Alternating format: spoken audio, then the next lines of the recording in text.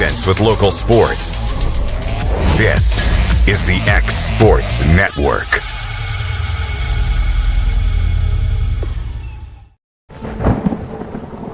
The storm doesn't ask. It takes. It tests. It pushes everything to its limit. Some things are built different. Some things are built to last. Tested by the elements, proven by time, engineered for whatever comes next. Summertown Metals. Strength in every storm. Building dreams that last.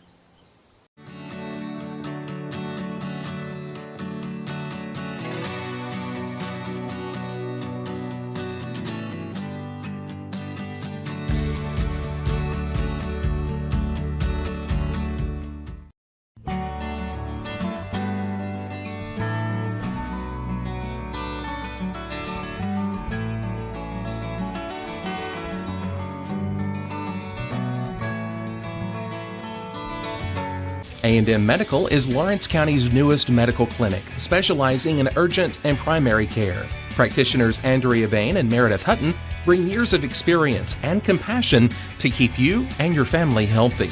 A&M Medical features a separate well waiting room to meet your needs. Visit today and ask about A&M's weight loss program and telemedicine services. That's A&M Medical, located at 2367 Highway 43 South in Leoma, Tennessee.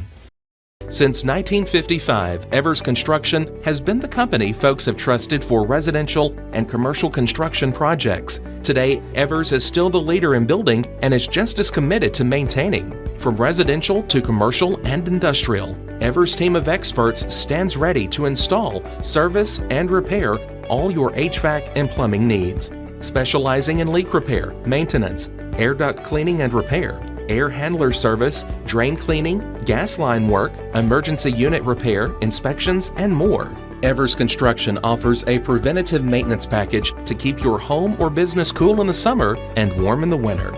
Trained, trusted, reliable. For more information or to schedule an appointment with the pros who know, phone 931-762-3593 or visit eversconstructionco.com. Evers Construction Company in Lawrenceburg, Tennessee. Going the distance with local sports. This is the X Sports Network.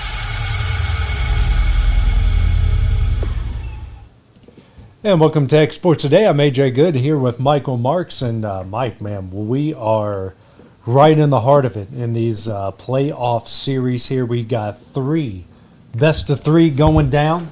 Starting first, Tigers Guardians. Guardians a good little comeback after, losing, kind of being dominated by School the day before. Offense breaks out yesterday.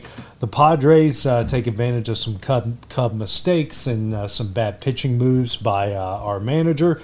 And Red Sox Yankees, another thriller in the Bronx last night. So we're getting some good baseball here in October. Yeah, obviously the Guardians were able to put some runs on late and take down Detroit. But those other two games were, really right down to the last pitch. Especially the Red Sox-Yankees. They had multiple chances to take the lead in that one. But these are three really good series. We saw it from day one. All three of these games were close, and they were all close, minus the Guardians-Tigers yesterday. Yeah. So, I love a Game 3 in these series because these are six really good teams, and only three of them get to move on. Yeah, the Dodgers are the only one moving on. They got the Phillies next. Good luck, Phillies, with that, especially since Ohtani will be starting Game 1 for the Dodgers. Yeah, his first playoff start of his career, which is crazy to say something like that. But obviously, his first year with the Dodgers last year didn't get the pitch coming back from Tommy John. But I just go back to how him and Mike Trout spent 3 or 4 years on the Angels, playing really good and never made the playoffs once. But we'll see how he manages on the mound because as far as he's been as good as he's been at the plate in the playoffs, if he's anywhere near as dangerous on the mounds, the Dodgers are probably going to win 2 in a row. Yeah, absolutely. And you think about it, what a horrible matchup for the Phillies. You're sitting there. What the 1 seed or is the Brewers? The Brewers are the one. Brewers. So the Brewers are either going to get the Cubs or the Padres. But man, the Phillies are going to be thinking, really, this is this is who we get. I mean, it is the playoffs, but you're getting the bigger the juggernaut of all the wild card teams left. Yeah, by far, and obviously Philly going to be without Zach Wheeler for the remainder of the season with the elbow injury or whatever it was. So it obviously puts them at a big disadvantage, but the Phillies have looked really good in the playoffs the past couple of years. Right. Kyle Schwarber, Bryce Harper, I mean, you name it. They've got guys that can make big plays in the playoffs, and these might be the two most talented teams in the National League, and it kind of sucks we have to see them in the divisional and not the championship series. If they're going to, you got to be the man, you got to beat the man. Yep. And, so right now, the Dodgers are the man. They are right now. And we've got some football tonight. Starting off with the pro side of things, 49ers at the Rams. Another division matchup, 2 3-1 teams. Right now, one team kind of beat up the other team not. But it's funny. The Rams are 2-0 at home, and the 49ers are 2-0 away. So far this year. But Brock Purdy will not be a quarterback. They will not have Ricky Pearsall. They will not have George Kittle. You might not have Juwan Jennings. Not sure about his status yet. No, says he's out. Oh, well, then, yeah. Well, they might be getting Kittle back because I do not see Kittle's name on the, full injury report. Let me get both of them. That's Arizona. Well, shoot, I've got to scroll all the way down to find San Francisco. I'd say right now all I see is Brock Purdy out, Jennings out. No, Kittle's on injured reserve, so he's out. My goodness. Yeah, no Pearsall. Yeah. I mean, it's tough, and obviously the Rams have looked really good this season. Amazon Prime has gotten some really good Thursday night matchups this year. Usually, Thursday night, in the NFL is one of those you could kind of sleep through, but we've gotten good matchups this year. And while the 49ers are a bit undermanned, they are the type of team that gets the guys that are the scrappy ones that can go out and make plays for you. So I think it's going to be a good game tonight. The Rams are only out a couple guys. Yeah. So, see if that 49er defense can stack up and give, Mac Jones is 2-0 as a starter. Not saying that he would have been the difference for the 49ers there the other day against Jacksonville, but hey, team seems to rally around him, and they're really going to need to rally around him here coming up tonight. Yeah, their key is going to be avoiding the turnovers tonight. 49ers are second worst in the NFL when it comes to turnover differential. Rams are sixth. They're really good at forcing turnovers. Their defense has been really stout this year. So if it's not a turnover-ridden game for the 49ers, I like their chances because they've been able to at least give themselves some opportunities in these games. But if you turn it over 2 or 3 times against this Rams defense, they are going to eat you alive. We do have some college football coming up tonight and tomorrow. Tonight, that thrilling matchup between Sam Houston State and New Mexico State. You can get in for 25 right now. So that one's in the Conference USA. Let's do. You might be better just spending the $25 DoorDash and a pizza for that one. Right. Well, let's just look at the Conference USA standings and see. So let's see who New Mexico State's. They're both 0-1 in the league. So Louisiana Tech, Western Kentucky, 4-1. Delaware, their first year in, 3-1. Kennesaw's 3-2. Jacksonville State, 2-3. So that's your unexpected Conference USA update here. Talking about Louisiana Tech at 4-1, they're always a team. I feel like through this point in the year they're like 1-4 typically. So kind of maybe shift some things around. Yeah, Bulldogs looking good down there. So let's look at the Friday games. Western Kentucky, Delaware. Just mentioned both of those 1-0 in the league. Charlotte at South Florida. Right now, South Florida is 28.5-point favorites in that game. Sneaky one, New Mexico at San Jose State there in the Mountain West. Colorado State at San Diego State.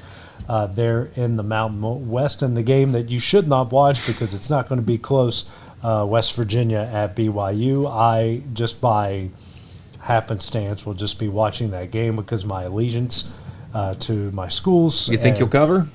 18.5? No. No, they'll be past that by halftime. Big time by halftime. But we were talking about the Mountain West. This is the first conference game for San Diego State and Colorado State. Aztecs 3-1, Colorado State 1-3. San Jose State is 1-3, but New Mexico 3-1. This will be the conference openers for both teams, and New Mexico's got that win at UCLA. They've switched some things around with the new coach, and their offense is pretty creative. That could be a sneaky pair of games coming up tomorrow night. Yeah, and San Diego State is a really weird team. I was just looking at them before the show today because I looked, and they're 3-1, and they have some good wins. They have a 34-0 win over Cal, and that's Cal's only loss. Yeah. But just looking at them stat-wise, they don't throw the ball really well. They don't do anything exceptionally well, but they score more points than than the team they're playing at this point in the season 3 times out of 4. So yeah, I wouldn't say these are matchups. On if you just love college football, they're great games to watch. Which me and you love college football, so we'll be somewhat interested. But, I'll have an eye on most of these. These aren't teams that are going to be battling for that playoff spot, but they could be a ruiner for, say, if Boise wins at Notre Dame. That shifts the conversation because, yes, Memphis is the team to beat. I think we all have that up there, even though in the American right now, they're one of 3 undefeated teams with Navy, Memphis, and North Texas, but no one would have a win at Notre Dame. I mean, Memphis's best win is at home to Arkansas, who just fired their coach. Yeah, and I would say at the moment it looked like a pretty good win for Memphis because Arkansas had just lost by, I think, 6 or 7 points against Ole Miss, and they looked pretty good in that game. Yeah. Memphis was able to pull that out, but boy, Arkansas, it's just been going downhill week after week.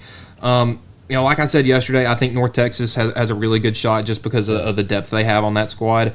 But, it honestly wouldn't shock me one bit if we get like a weird like San Diego State or a UNLV in there because the Mountain West, similar to the American, is going to be one of the conferences that's got a team ready for that playoff spot. Yeah, speaking of college football, Mike, they're going back to New Orleans for the championship game in 2028. And you know what? I feel great for the city of New Orleans. They lost WrestleMania because TKO wants to make more money, which I don't know how you wouldn't make more money in New Orleans, but it is what it is. So, hey, at least they get that part back. Yeah, I would say New Orleans is a great sports city. I mean, obviously you got the Sugar Bowl down there every year. That one's always a ton of fun. And now getting the college football national championship game just adds to it because, I mean, typically most of your teams that are going to be playing in this championship, at least over the minus Ohio State and Michigan the past couple of years, it's been from the Southeast. So it's not going to be drastic traveling. It's not going to be Alabama, Clemson playing in the Rose Bowl or anything like that. Yeah, it's going to be a lot of fun. And I saw something. It's kind of crazy to think about it because I know when we started this show, hockey was still going on. Yep. Hockey starts Tuesday. Yeah. It really does, and it's really weird. We haven't, we obviously don't talk a lot about it. I know you and Taylor don't have as much experience or in covering the game or understanding the game. We still got a bunch of preseason games before we get there, but it's kind of like I always view hockey because hockey starts before the NBA. I always view it as okay now. The winter seasons are upon us. It's like, okay, hockey starts Tuesday. Oh, there's a little bit of a crisp in the air, even though it feels great. It's in the low 80s, but that wind, it smells like fall. Yeah, I was about to say once you start rolling around to October, it starts getting a little cooler outside. You got some NBA preseason coming on. Here in the next couple of weeks, NHL preseason going on. Regular season starts Tuesday. We're getting to the middle part of football season. It's starting to really feel like fall. Let's. There's a story we haven't talked a whole lot about, and that's this Clippers story. I've listened to all the Pablo Torre podcast. I think he's done an incredible job with his reporting. You can't really be anyone that denies it because he has really poured through thousands of pages of documents. Yeah, a real investigative journalist right there. I'll give him props. He's done. What is your thoughts on this whole? Because just when you think you've heard it all, Pablo comes out with a different podcast that breaks out more information. This whole story has just been weird. Even from the first day it was broke. It's we're paying Kawhi Leonard for a fake landscaping business. I mean, it just even more as it develops closer to the season. I mean, it's just so strange. That's the thing. It just keeps getting weirder and weirder. Every time a story, a new podcast comes out about this stuff, and I look at this and from like a locker room perspective because the Clippers were looking like they were going to be one of the favorites heading into the year. Obviously, you return guys like you get Bradley Beal, you get guys like your obviously Kawhi Leonard at the time, James Harden. I mean, they have a bunch of pieces and are primed to make a good playoff run. But when you got stuff like this, that outside noise seeps in very easily in a moment like this. And it's weird because Pablo's found something to refute every, like, Mark Cuban is losing his mind, absolutely losing his mind over this whole thing. But it's like everything just lines up perfectly for cap circumvention. Okay, this company, this company is being investigated. This company is bleeding money, millions of dollars an hour, pretty much. And all of a sudden, the minority owner in the Clippers gives him a $2 million, just because, they do owe Kawhi 1.87 or 1.85 million. So he gets $2 million and a little bit of change to handle that. And then this latest podcast comes out that, we ended that relationship. He defrauded me, but it turns out in 2024 he gave he gave $2 million to this guy, to the same guy that defrauded him. Yep. We ended our relationship, but he's a friend of mine. I gave him $2 million to help him out with his Feed the Hungry in LA charity. There's nothing in this stuff that completely says, like, cap circumvention. Please give to aspiration from the Clippers that pay Kawhi Leonard. But man, it's getting dicey by the moment. Yeah, and every time that Steve Ballmer or Kawhi Leonard will appear in the media and try to refute everything that Pablo Torre is saying, he'll dig a little deeper and be like, actually, everything you're saying is a lie too. Here's this. It is just cool. Obviously it's a sticky situation for the Clippers, but from the outside looking in, this is just one of the strangest things I've ever seen. It's strange for me, and I've seen a lot of strange in sports before, but this is even confounding me in a way. Well, coming up next, Mike, we're going to talk brave managerial candidates, and one a lot of people here do not want to see. Don't even not bring it up. because he's not qualified. They just don't want to see him go. We'll talk about that next. When it's time to build a home, remodel, or add on, Hamby Builders is this area's experienced construction company. From site selections to floors, doors, windows, trim, tile, bathrooms, and kitchen, the Hamby Builders team can make your home the home of your dreams. Hamby Builders is licensed and insured with over 20 years of experience in homes in Giles, Lawrence, Wayne, and Murray counties. Trust your home construction or light commercial project to the team with experience and integrity. Hamby Builders. Call 931-629-5264 or 931-629-9472 today.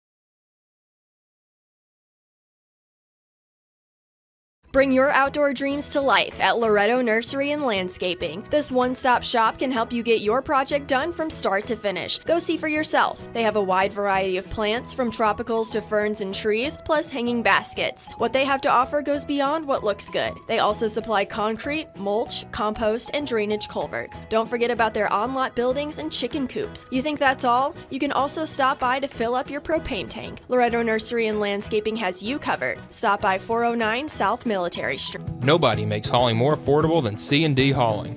Serving southern Middle Tennessee and northern Alabama, they supply premium materials like asphalt, sand, gravel, and much more for whoever needs it, like contractors, builders, or homeowners. Call today for a free quote.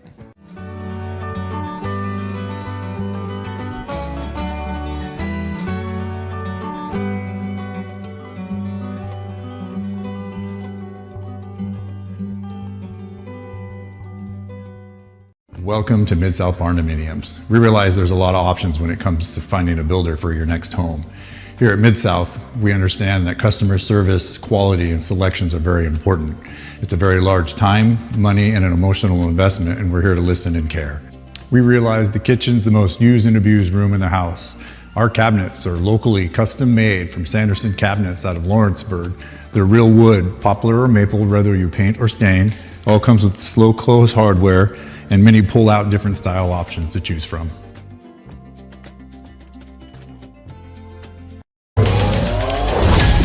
the distance with local sports.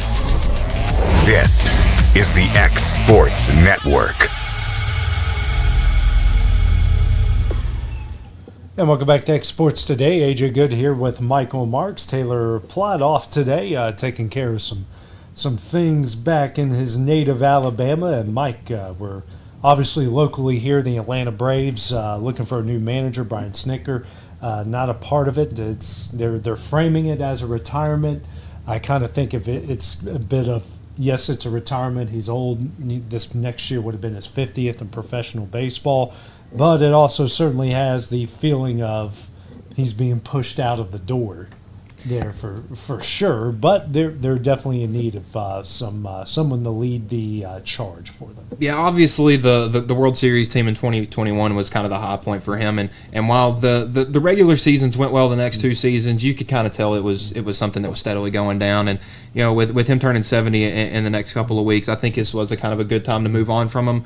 But that opens up a managerial search for one of the most coveted franchises in baseball history. And one of the names linked to it, and it's not. And I was texting someone I know who's a coaching agent, and not only represents a lot of big names in college football and college basketball, represents some of them in college baseball. He doesn't represent this guy, but rumors, you've seen him on social media, you've seen him swirling around. He certainly knows a lot of what's going on, but Tony Vitello is being connected not only with the Braves job, but he's also being connected with every job. The Braves and the Giants are the two, and I asked him about it, and I said, is this real? Would this really happen?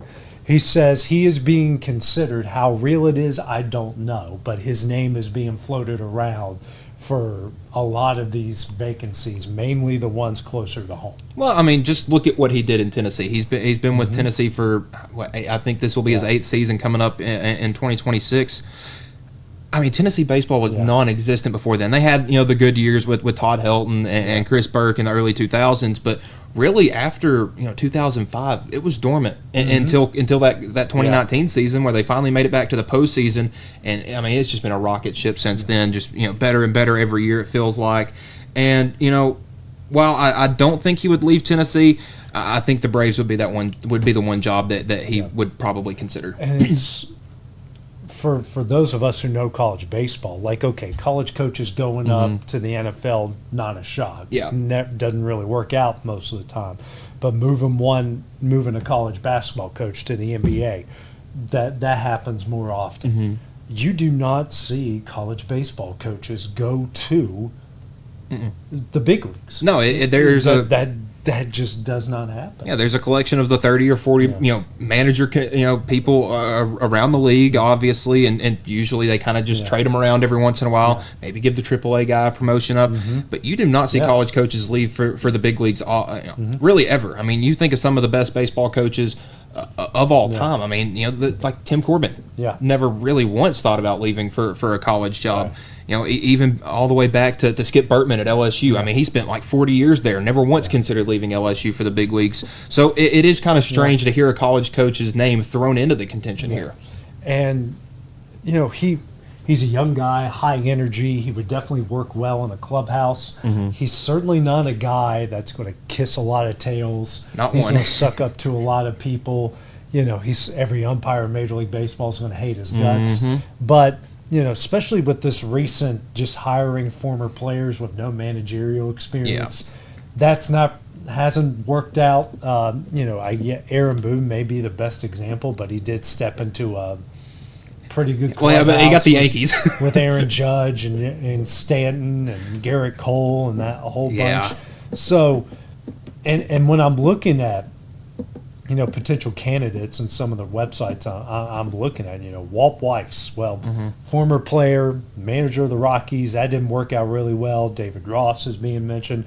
I love David Ross as a manager for the Cubs. He actually had things going really well there before they canned him for Craig Counsell. He would have started Shota instead of putting a reliever out there. Skip Schumacher didn't have a really good track record when he was in Miami.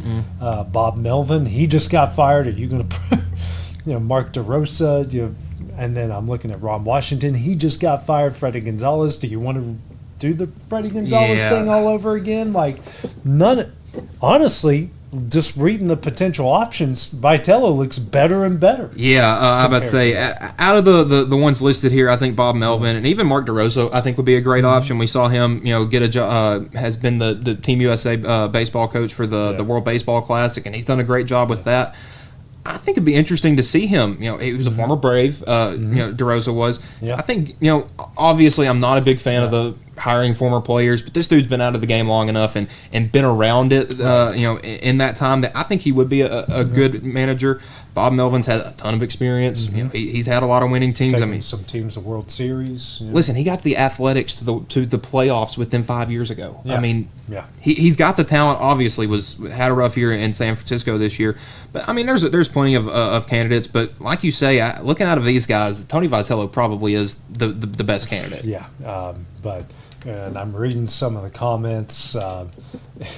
Here's one of my favorite, and I do follow this guy on social media. Tony Vitello is a hard-nosed, blue-collar captain of his own ship. Anyone who thinks he wants to deal with the egos of the bigs and kiss the rear ends of the GM and team owners doesn't know Tony at all. He loves his dudes. He loves recruiting. He loves developing.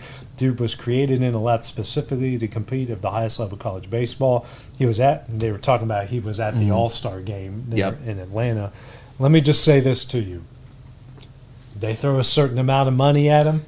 He won't say no. Exactly. Because he's one of the 2 or 3 highest paid coaches, college coaches in the country, at like $3 million. Now, do I think, do I think his heart is probably in college baseball? 100%. Do I think he is perfect for the college baseball? Absolutely. But could this be the right guy to experiment with bringing the college guy up to the big leagues? It could be. I would say he's everything college baseball resembles.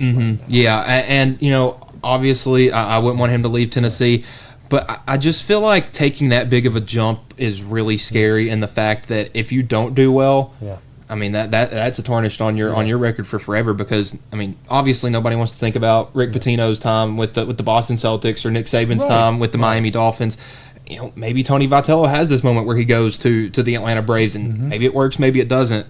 Only time will tell, though. Yeah. Let's go to some college football here. And I posed this question to you guys yesterday, and I posted it to Clint last night on X Sports Live. I'm just going to pose it again, and let's do a little deeper dive at it. Dealing with Vanderbilt, ranked 16th in the country, going to Alabama. They've got 7 games left. Yep.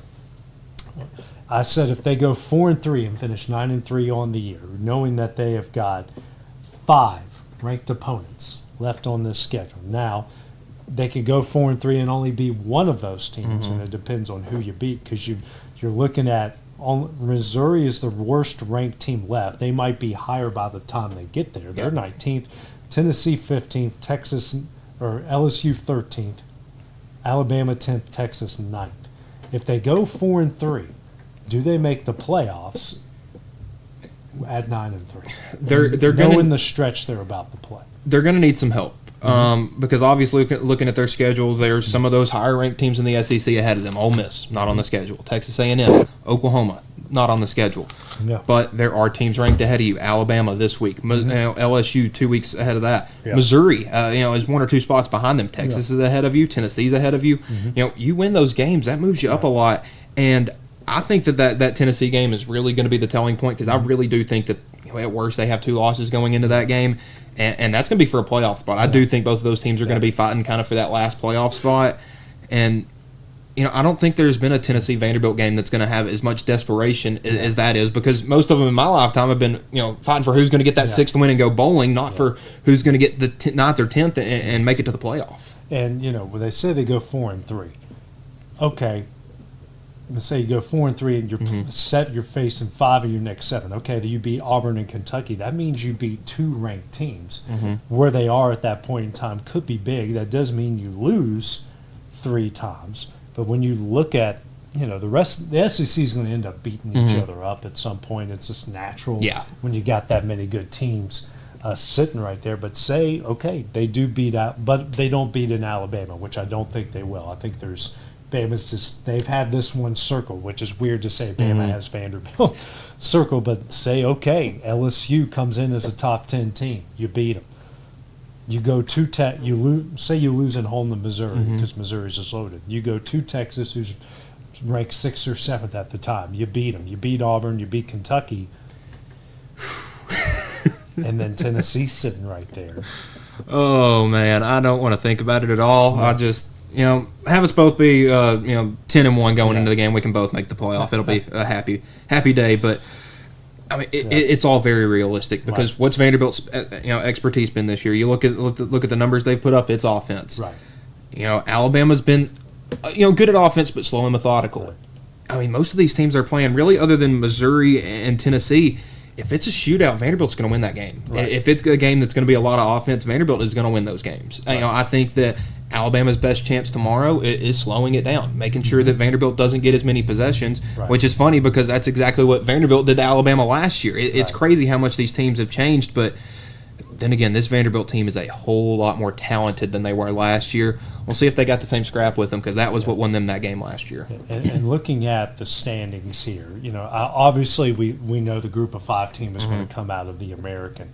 But I'm looking at the ACC, Mike, and because the Big 12 has got a bunch of really good teams. It's looking to be more top-heavy than what we thought. The Big 10 looking pretty top-heavy. SEC is very top-heavy. I'm looking at the ACC. I don't see the ACC getting more than one team in the playoff.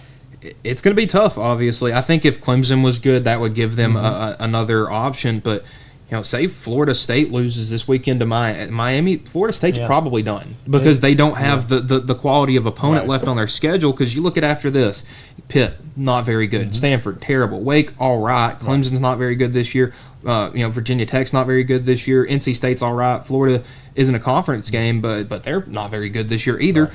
If you lose this game for Florida State, do you have enough to get you back up? Because look at where they are right now. They're 18. Sure, you can move up 1 or 2 spots a week, but you lose this game to Miami, you're out of the top 25 if it's more than a 1-score game, and you're going to have to just scratch and claw to try to get yourself into the ACC championship game to try to get a free playoff spot. Yeah, because you look at the SEC right now, they could realistically get 4 in. You add the group of 5, that's 5. I'm thinking 2 Big 12 teams are going to get in. That's 7. The Big 10, I think they're going to get 3, maybe 4. 3. That's 10.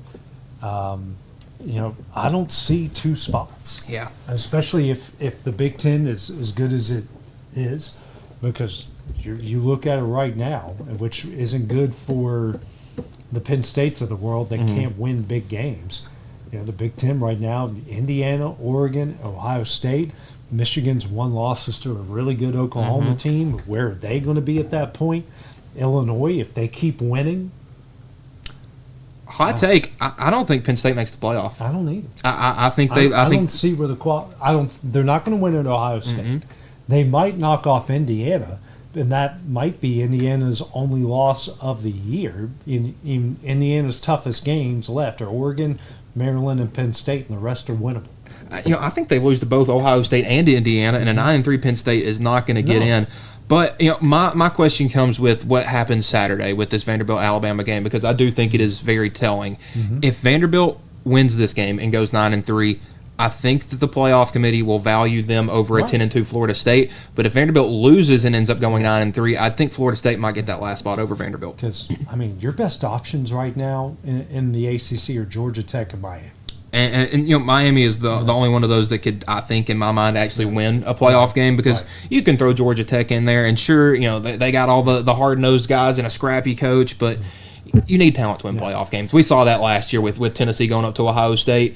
Tennessee was a good team last year, but Ohio State was a really good team last year. But if Miami loses at Florida State, that opens up a lot. And that also makes that more of just a one big league, one big league.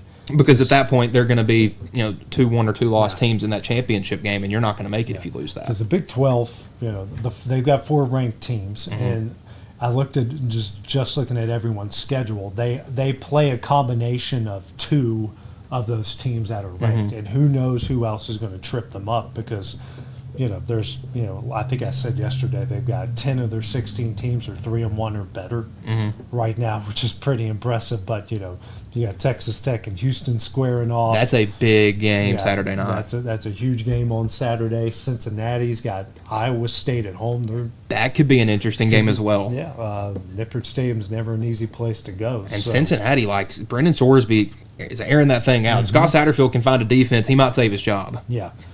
So things are getting very, very interesting. And the thing is, AJ, this is one of those weeks every year that, oh man, this week has no good games. This is going to be so boring. This is going to suck. That's when you get the craziest stuff happening. Absolutely. This weekend's going to get weird. I'm just saying it. Which is what makes college football so great. I mean, who's to say Kentucky won't go to Georgia and win?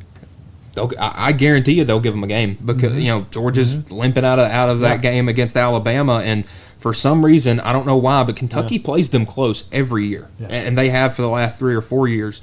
I think this Texas-Florida game is going to be really, really close. I do too. Because this is the game that Florida would win, and they would end up keeping Billy Napier for another year. This would be the moment. I was going to bring this up. That's another Manning facing Florida, and their history against Florida is not good. I know Peyton went over, and I don't know how many times Eli faced them. That also changes things, say, for a Vanderbilt, because right now Texas is ranked 9th. And they go, and it's at the Swamp, right? Yes. They go to the Swamp and they lose, and then that upsets Florida fans because when they want Napier out. And this is about the time a year ago where they really kind of caught fire and finished the season on a high note. Not great for Tennessee fans. But, Texas might not be what that number says they are by the time you get to them, and that win might not mean as much. Yeah, that number next to their name doesn't qualify how good they are. They are not a top 10 team right now. Right. They don't have a win against a Power 4 opponent, but Florida's trying to avoid going up 1-4 for the first time since 1986. And I looked at that 1986 schedule. You had losses at home to Alabama, at home to LSU, on the road at Mississippi State. Like, they were good teams they were playing. It's not losing to South Florida and throwing 5 interceptions against LSU. Yeah. Who would have thought that one of the Pac-12 After Dark games, it's actually an ACC game.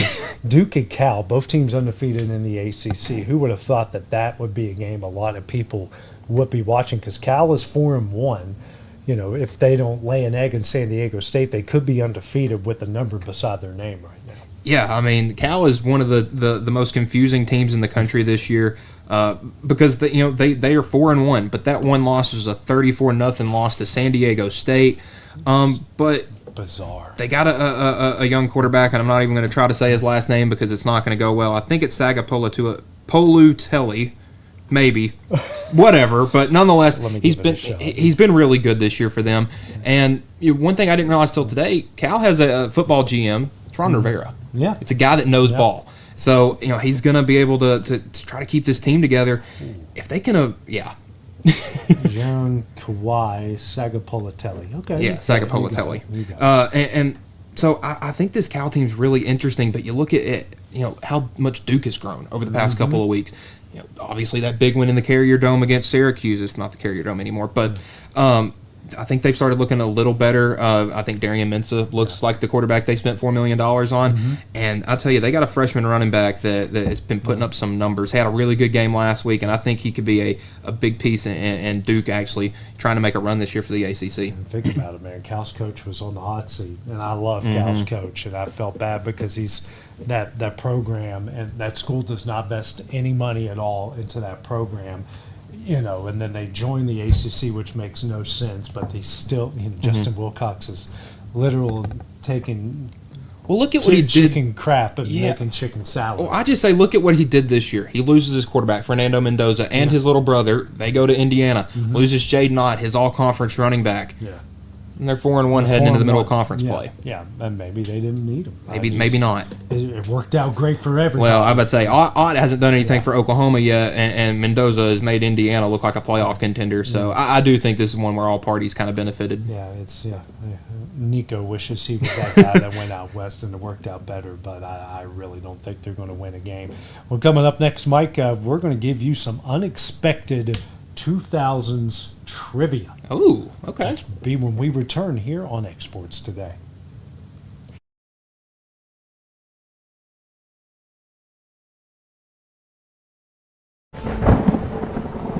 The storm doesn't ask. It takes. It tests.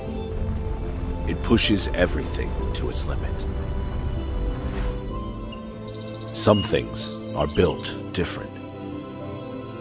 Some things are built to last. Tested by the elements, proven by time, engineered for whatever comes next. Summertown Metals. Strength in every storm. Building dreams that last. Welcome to the newly remodeled Brass Lantern. For over 30 years, we've been serving delicious food to excellent people. Brass Lantern takes pride in authenticity, serving fresh, homemade food to please any member of the family. From mouth-watering to one-of-a-kind steaks served with gourmet marinade, to salad with our signature honey mustard dressing, specialty fruit tea, drafts, and much more. Our food is always prepared daily. Whether you come in with friends or family, you'll appreciate that fresh is better.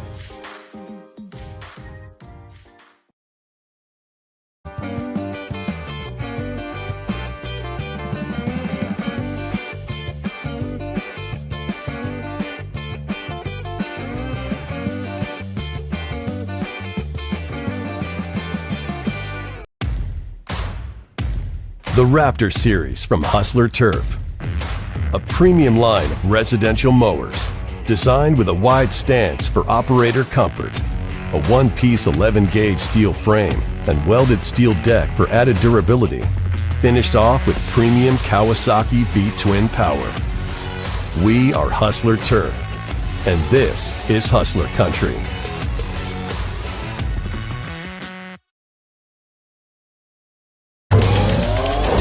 Going the distance with local sports. This is the X Sports Network. And welcome back to X Sports Today. AJ Good here with Michael Marks. And I told Mike we've got some unexpected 2000s trivia to put out here for him. So I gave Clint Brazier unexpected 90s trivia last night. We'll go unexpected, and we're going to hit all four major sports. The hockey one's going to be easy. I'm just going to give you the easiest one there. Not that it'd be really easy, but we'll see. All right, the most home runs.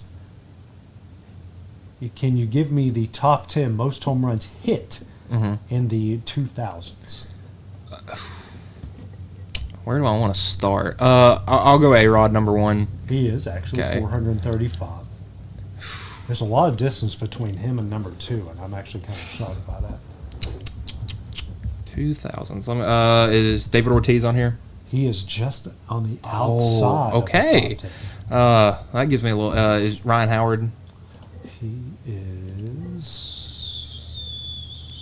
Ooh, is he not? Wow. Okay. Now I really got to think. Well, let me make sure I didn't overlook him. I do not see him even in the top. That's weird. I thought he had more than that. No, he's not even in the top 10 or the top 25 in the 2000s. Wow. Is there like an Adam Dunn in here? Adam Dunn is 7, Okay. 316. See, I'm trying to think of some of these guys from the 90s that like broke into the 2000s. See, there's some guys that could be on here if other things hadn't happened. Like Josh Hamilton is a guy that could be on there, but All of these are well-known names. okay. Oh man, I'm really shocked by the Ryan Howard one. yeah. I say that one's really He had like a couple. His peak was like 4 years. yeah. Man, this is gonna be one of those where you're gonna have to give me a team and I can name them, but This number 2 did a lot for AL Central teams. okay.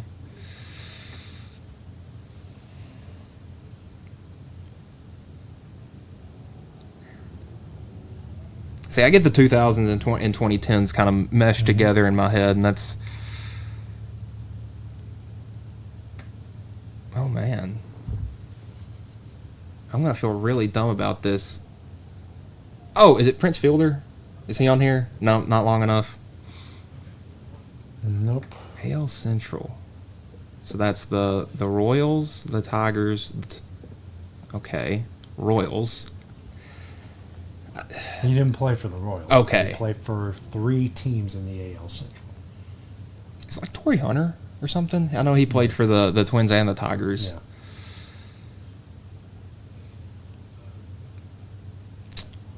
I'm gonna feel really dumb when you say Left-handed, white guy. you're gonna have to give me the team, and that's gonna give it away. He played for Cleveland, Chicago, and ended his career in Minnesota, I believe. Oh gosh. Okay, we'll have to skip him. Go to the next. Cardinals and Angels. Oh, Pujols. Yeah. He's third, 366. Cleveland, Red Sox, Dodgers. Manny. 348. Blue Jays. Would it be Encarnacion, or is that's a little late, or a little early? I meant. Ooh. Big left-hander, funky stance. Oh, Delgado. Yeah, fifth, 324. Six, Giants. Oh,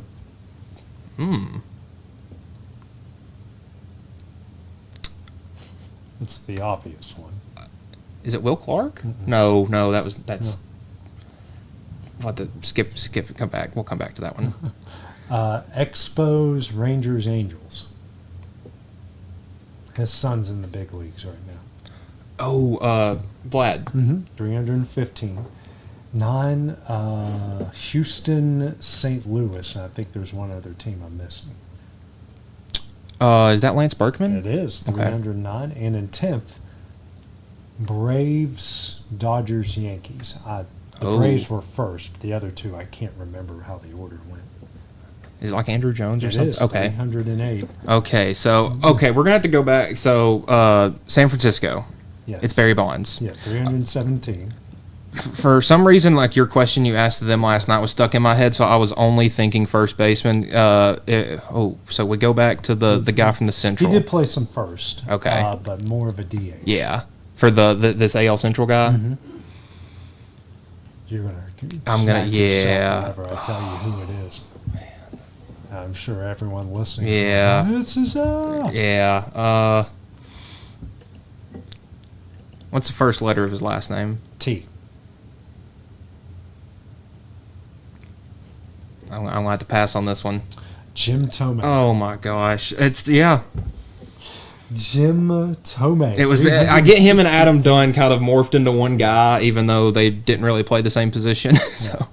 All right, 2000s doubles leaders. Oh Lord! So this is gonna be like, is Michael Young on here?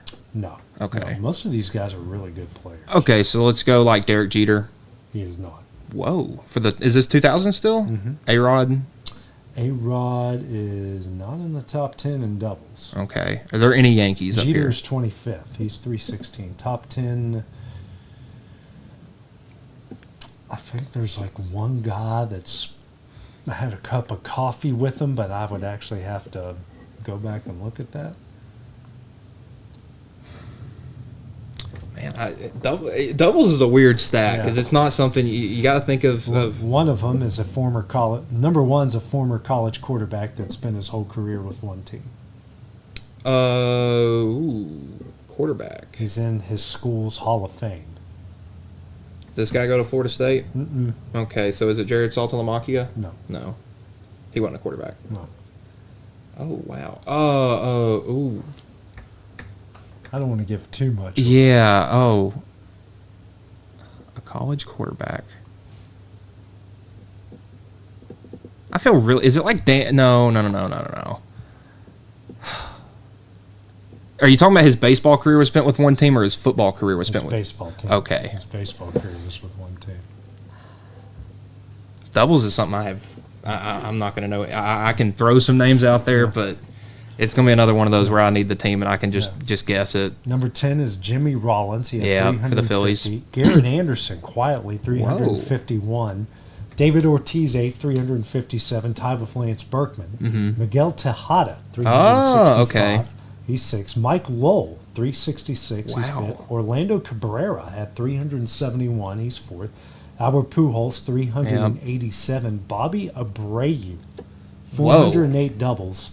And Number 1. Tennessee's own Todd Helton. 431 doubles. He also had 1,700 hits. I wonder who had. Wow. Here's the guys with the most hits in the 2000s. Garrett Anderson, 1643. He's number 1 or number 10? Number 10. Okay. Orlando Cabrera, 1644. Carlos Lee, 1674. Albert Pujols, 1717. Bobby Abreu, 1721. Johnny Damon, 1745. Really? Vlad Guerrero, 1751. Todd Helton, 1756.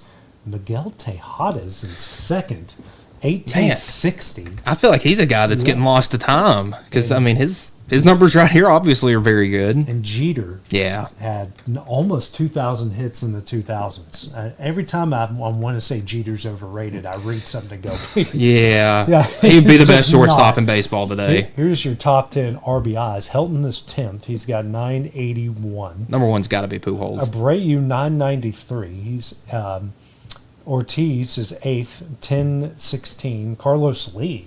Who is You remember him, big guy? I Houston don't remember. Houston Oh, Astros. okay. I want to say he played for the Phillies, too, off the top of my He head. may had have. 1019, Lance Berkman, 1026, Vlad Guerrero, 1037. Delgado is 4th with 1045. Tejada is 3rd, 1046. Manny is 2nd, 1106. Pujols in 1st with 1112. So... Yeah, Lee spent most of his time with the White Sox and the Astros. Spent a little bit of time with Houston and with Miami. Yeah.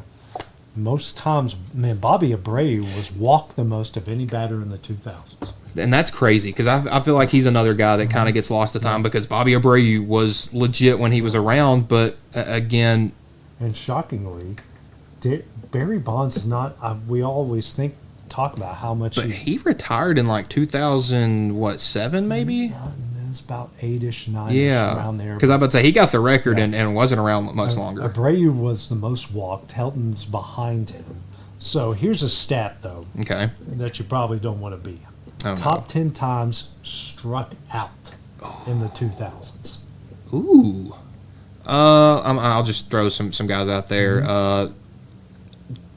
Just for the singular fact of how good the Yankees were, I'll throw some Red Sox out here. David Ortiz, is he on here? I do not see him. Manny's 13th. He was struck out 1,085 times. Wow. Ortiz is 19th. He was struck out 1,004 times. Jeter was struck out 993 times. I'm actually a bit shocked by that. I would say I'm just thinking of some big swing, low average guys. These are all power guys. So like every single one of them in the top. Adam 10. Dunn, is he Number on here? 1, 1,433 times. He has more strikeouts than hits. During that time, he has more strikeouts than RBIs. He was the ultimate strikeout, home run guy. Yeah. Is Carlos Delgado on here? He's 11th. Okay. 1121. Jim Tomei. Second, 1,431 times. Is Albert Pujols on here? Because he actually had a pretty good average during most of his time with St. Louis, I feel like. I did not see him. Okay. He's not in the top 25.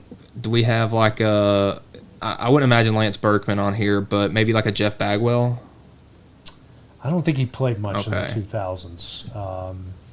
I do not see his name in the top 20. He didn't strike out that much, honestly.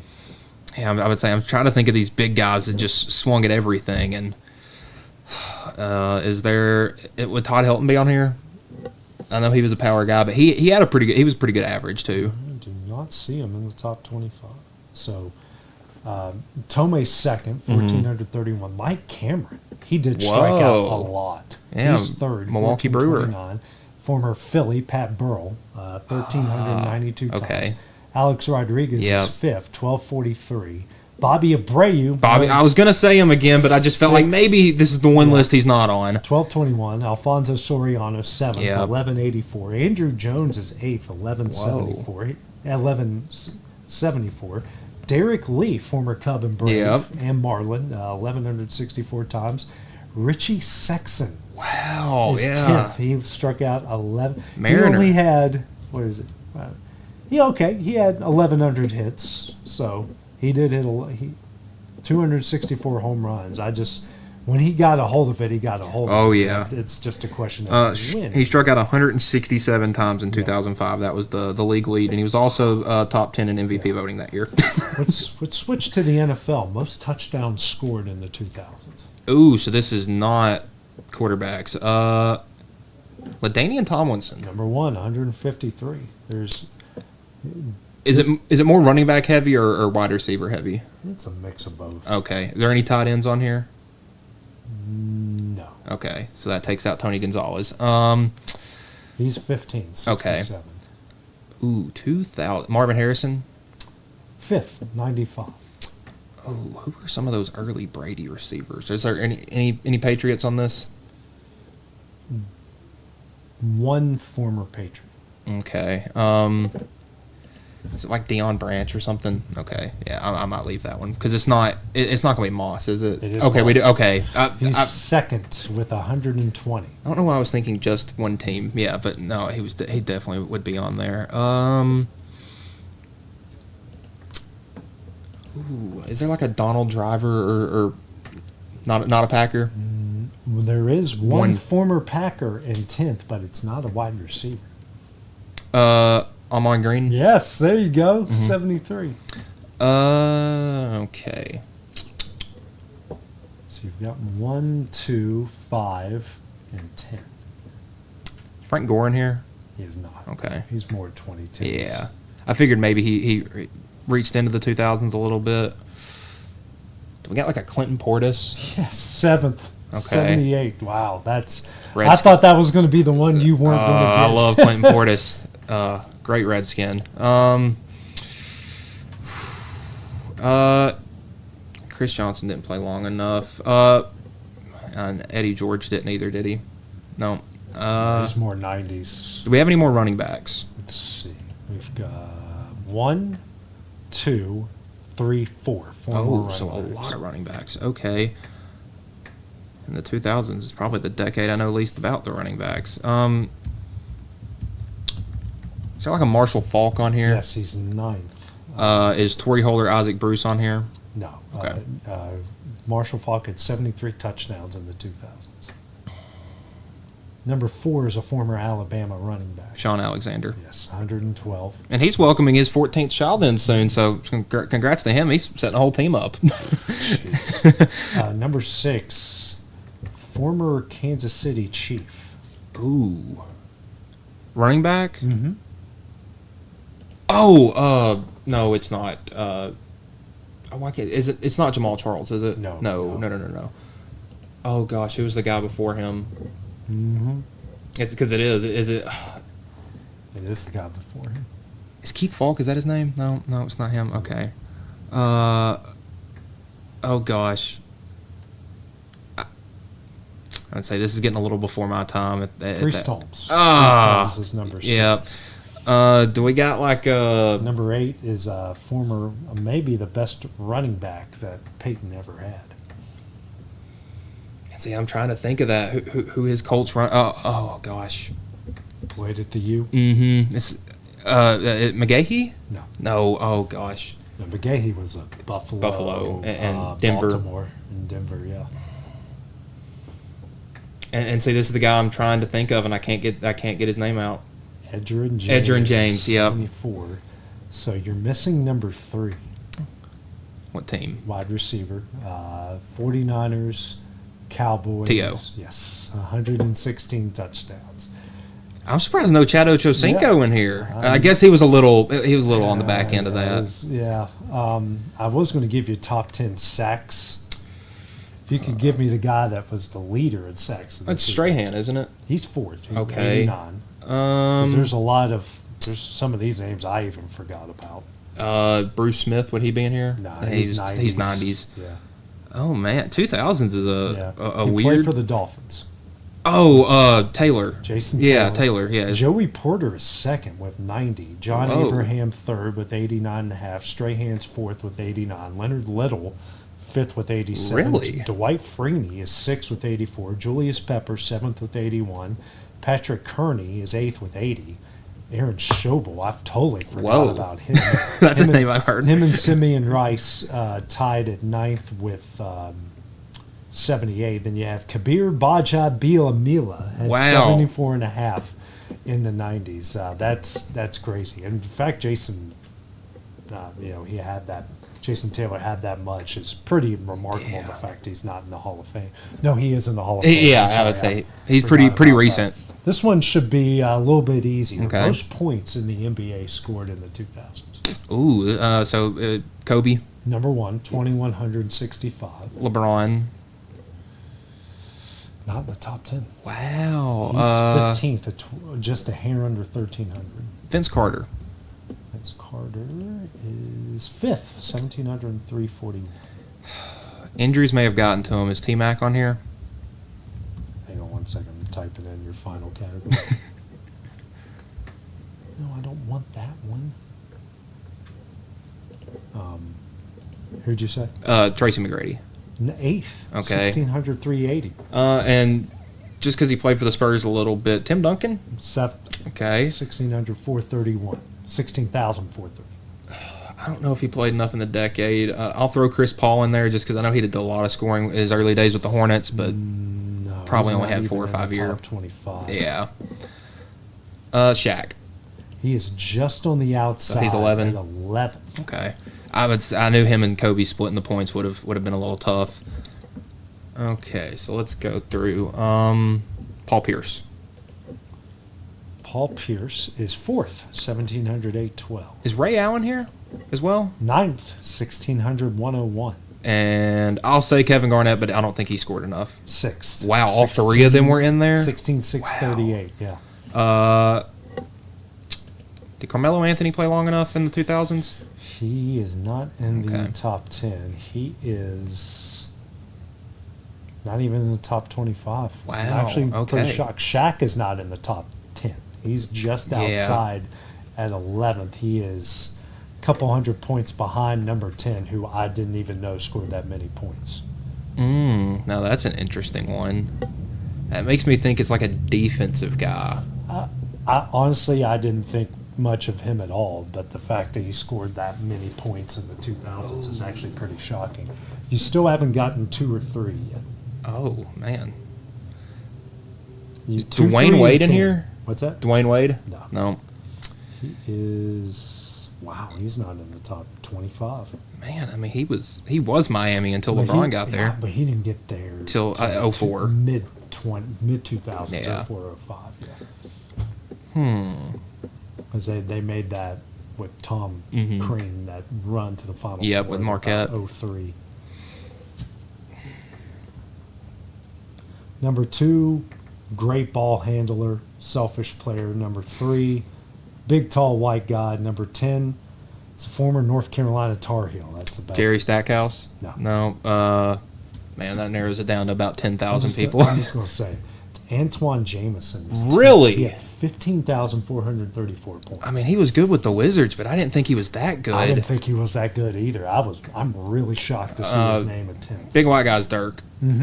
Third, number 2, 18,699. Selfish guy, but a really good ball. Hates handler. practice. Oh, we're talking about practice now with AI?